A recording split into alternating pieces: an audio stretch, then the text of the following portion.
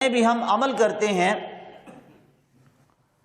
ان کا جو اثر ہے وہ صرف اور صرف ہماری ذات تک محدود ہوتا ہے، لیکن نماز ایک واحد ایسی عبادت ہے جس کا اثر صرف ہماری اپنی ذات تک محدود نہیں ہوتا، بلکہ اس کا اثر سورج پر بھی پڑتا ہے، چاند پر بھی پڑتا ہے، ہوا پر بھی پڑتا ہے، زمین پر بھی پڑتا ہے، فضا پر بھی پڑتا ہے، خلا پر بھی پڑتا ہے، درختوں پر بھی پڑتا ہے، شجر و حجر پر بھی پڑتا ہے۔ نماز پڑھنے کا اثر بھی، نہ پڑھنے کا اثر بھی۔ اس کی تائید سیاستہ میں ایک حدیث ہے، اس سے ہوتی ہے اس بات کی تائید کہ نبی اکرم صلی اللہ علیہ وسلم کے سامنے ایک جنازہ گزرا، تو نبی اکرم صلی اللہ علیہ وسلم نے اس جنازے کو دیکھ کر فرمایا مستریح او مستراح، یا تو یہ بندہ خود آرام پانے والا ہے یا اس کو دوسروں سے آرام مل گیا ہے۔ صحابہ کرام رضوان اللہ تعالی اجمعین نے پوچھا اللہ کے رسول مل مستریح و مل مستراح، یہ مستریح اور مستراح کیا ہیں؟ کہ آپ نے جو ارشاد فرمایا کہ یا تو یہ بندہ خود آرام پانے والا بندہ ہے یا پھر اس کی وجہ سے دوسروں کو آرام مل گیا ہے۔ تو نبی اکرم صلی اللہ علیہ وسلم نے فرمایا العبد المومن، اگر یہ بندہ مومن ہے، ٹھیک ہے، اگر یہ بندہ مومن ہے تو پھر فرمایا کہ یہ آرام پانے والا ہے دنیا کی مصیبت سے، دنیا کی مصیبت، دنیا کی تکالیف سے یہ آرام پا کر آخرت کے سکون میں چلا گیا ہے۔ فرمایا العبد الفاجر، اگر یہ بندہ فاجر ہے، فاسق ہے، گناہگار ہے، تو پھر فرمایا مستریح بالعباد والبلاد والشجر والدواب، تو پھر اس کی وجہ سے لوگوں کو آرام مل گیا ہے، شہروں کو آرام مل گیا ہے، درختوں کو آرام مل گیا ہے اور جانوروں کو آرام مل گیا ہے اس کے چلے جانے کے بعد۔ معلوم ہوا بد اعمالیوں کا اثر درختوں پر بھی پڑتا ہے، جانوروں پر بھی پڑتا ہے، بد اعمالیوں کا اثر زمین پر بھی پڑتا ہے اور آسمان پر بھی پڑتا ہے، اور نیکیوں کا اثر بالخصوص نماز کا، اس کی برکات اور اس کے اثرات وہ بھی سورج پر، چاند پر، ہوا فضا خوا پر بھی پڑتے ہیں۔ اور اس کی تائید ملتی ہے نبی اکرم صلی اللہ علیہ وسلم کی تعلیمات میں سے کہ جب آندھی آتی، مصیبت آتی، تو آپ 2 رکعت نماز صلاۃ التوبہ صلاۃ الحاجت پڑھتے۔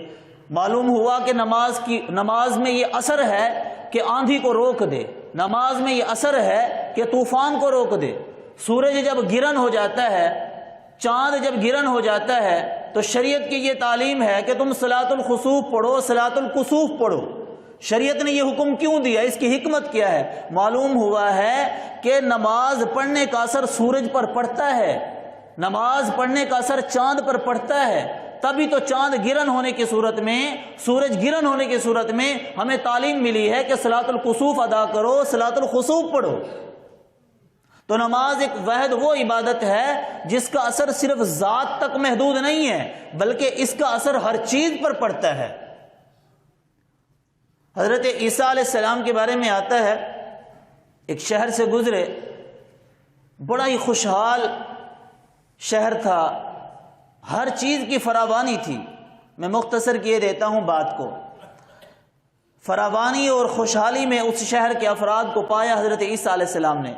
کچھ عرصے کے بعد پھر دوبارہ وہاں سے گزرے تو دیکھا کہ اس کی جو کنڈیشن تھی شہر کی، وہ دیکھنے کے لائق ہی نہیں تھی۔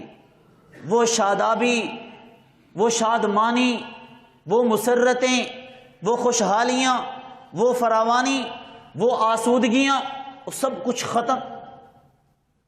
تو حضرت عیسیٰ علیہ السلام نے پوچھا کہ بھی یہ کیا؟ میں کچھ عرصہ پہلے یہاں سے گزرا تھا تو یہ تو شہر کے لوگ بڑے مالدار تھے، بڑے سرمایہ دار تھے، بڑے خوشحال تھے، اور اب میں گزر رہا ہوں اتنے عرصے کے بعد تو ان کی تو کنڈیشن اتنی کیسے ہو گئی؟ تو جواب ملا کہ اس وجہ سے کہ پہلے یہ لوگ اطاعت گزار تھے، نماز کی پابندی کرنے والے تھے، لیکن جب سے انہوں نے نماز کو ترک کیا، نماز کو چھوڑا، اطاعت الہی کو چھوڑا، پس پشت ڈالا، تو اللہ تبارک و تعالیٰ نے ان پر ان کی معیشت کو تنگ کر دیا، ان کی آسودگیاں چھین لیں، ان کی خوشیاں چھین لیں، ان کو جو فراوانی دی گئی تھی وہ چھین لیں، جو نعمتیں ان کو ملی ہوئی تھیں وہ اللہ تعالیٰ نے چھین لیں۔ اس بات کی طرف قرآن پاک کی یہ آیت بھی اشارہ کرتی ہے وَمَنْ أَعْرَضَ عَنْ ذِكْرِي فَإِنَّ لَهُ مَعِيشَةً ضَنْكَ۔ دنیا کی سزا، ذکر کا مطلب صرف اللہ اللہ نہیں ہے، ذکر کا ایک مطلب تمام عبادات بھی ہیں، من جملہ تمام عبادات۔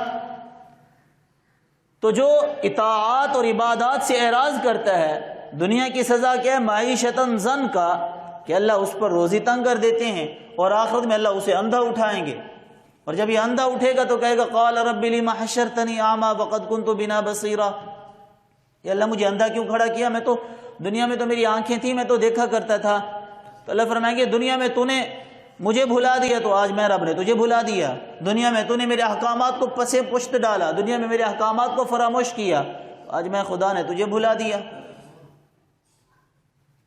نماز ایک ایسی عبادت ہے، ہمیں جو نماز ملی ہے مسلمان بحیثیت انسان کے، اس کے اندر تمام ارکان کا مجموعہ ہے، تمام ارکان کا مجموعہ ہے، جامع ترین ہے۔ لیکن نماز تمام مخلوقات بھی پڑھتی ہیں، کیفیت میں فرق ہے۔ قرآن پاک میں ہے کل قد علم صلاتہ و تسبیحہ، ہر چیز اللہ کی نماز پڑھتی ہے، ہر چیز اللہ کی تسبیح کرتی ہے۔ ان کی نماز کی کیفیت میں ہماری نماز کی کیفیت میں فرق ہے۔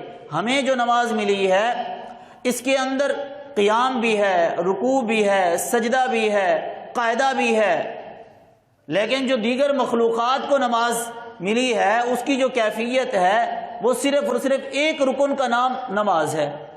جیسے مثال کے طور پر درختوں کی نماز، درختوں کی جو نماز ہے وہ صرف اور صرف قیام ہے، صرف اور صرف قیام ہے، یہ ان کی نماز ہے، یہ قیام ان کا نماز ہے۔ چوپائے، چار پاؤں والے جو جانور ہیں، مویشی ہیں، رکوع ایک رکن ان کو ملا ہے، رکوع، وہی رکوع ان کی نماز ہے۔ حشرات الارض، کیڑے مکوڑے، یہ سجدہ ایک رکن نماز کا ان کو ملا ہے، سجدہ، وہی ان کی نماز ہے۔ پہاڑ قاعدے کی شکل میں ہیں، ایک رکن ان کے پاس ہے قاعدہ، وہ ان کی نماز ہے۔ لیکن بحیثیت انسان، بحیثیت مسلمان ہونے کے جو ہمیں نماز ملی ہے، اس میں اللہ تعالیٰ نے تمام ارکان کو جمع کر دیا۔ اس کے اندر قیام بھی آ گیا، اس کے اندر رکوع بھی آ گیا، اس کے اندر سجدہ بھی آ گیا، اس میں قاعدہ بھی آ گیا، اس میں سلام بھی آ گیا۔